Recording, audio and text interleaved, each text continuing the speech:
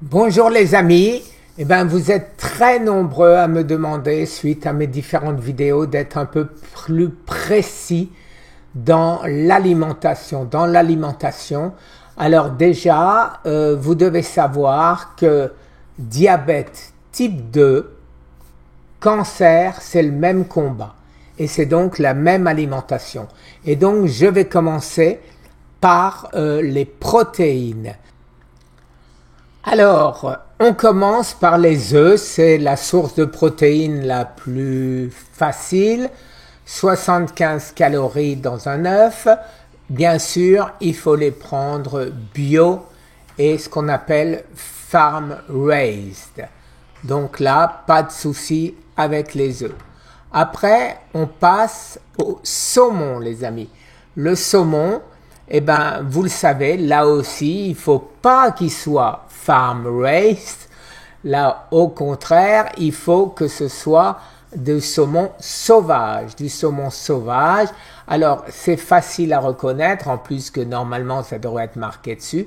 Le saumon sauvage est beaucoup plus rouge et non pas orange clair, rosé. Et il est plus ferme. Personnellement, je le trouve moins bon.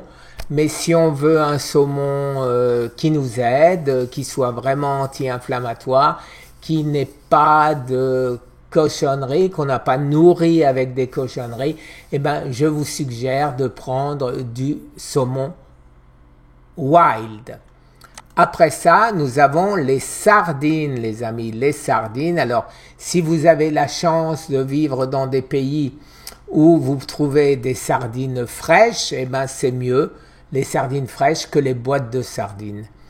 Alors, les boîtes de sardines, pareil, sardines entières, puisque dans ce cas-là, il vaut mieux avoir la peau et les arêtes, et sardines à l'huile, bien sûr, et pêchées, wild, c'est-à-dire sauvage.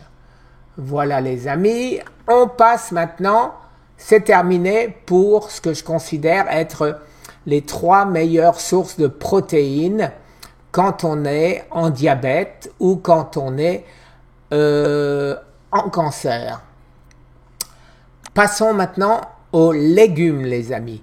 Alors, un des meilleurs légumes, c'est les courgettes. Les courgettes, alors vous voyez, il y en a différentes couleurs. Moi, je mange indifféremment les jaunes et les vertes. Personnellement, les vertes, je trouve que c'est meilleur que les jaunes qui sont un peu plus fades, un peu plus molles. Maintenant, vous savez que moi, je les mange crus, mais vous pouvez très bien les faire cuire un tout petit peu à la vapeur, de manière à ne pas détruire tous les nutriments. Alors, tous ces aliments top 10 ont comme énorme avantage de ne pas faire monter la glycémie de trop. Après, vous avez tous les crucifères. Alors là, j'ai mis tous les crucifères, mais il y en a plein des crucifères. Alors tout ce qui est crucifère, vous pouvez y aller. Par contre, ça, la grenouille, là, rainette crucifère, ne la mangez pas. C'était pas prévu ça. Après, vous avez dans les crucifères toujours le chou-fleur, c'est un de mes préférés. Vous prenez du chou-fleur, alors que ce soit cru, que ce soit plus ou moins cuit, c'est délicieux et c'est un peu dans le même genre que les brocolis. Personnellement, je préfère le chou-fleur au brocoli, mais les deux sont excellents pour la santé. Après, encore un excellent, c'est bien sûr les poivrons. Alors, vous avez le poivron rouge, le poivron jaune, le poivron vert. Sachez que c'est le même poivron, mais qui est cueilli à différents stades. Il est vert et c'est là où il a le moins de sucre. Donc, je vous conseille le vert plutôt que les deux autres. Après, les amis, bien sûr, l'éternel céleri. Alors, le céleri, c'est fantastique parce que c'est sain, c'est facile à manger, ça croque. Vous pouvez l'accompagner d'une sauce quelconque, le houmous, un peu de mayonnaise, pas trop, bien sûr.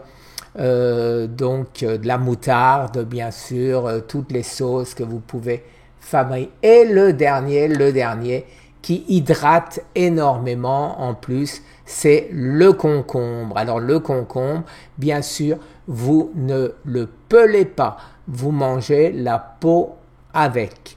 Alors pour deux raisons, un concombre pelé est beaucoup plus indigeste et en plus il y a une grande source de nutriments dans les peaux et dans la peau et ce serait dommage de vous en priver.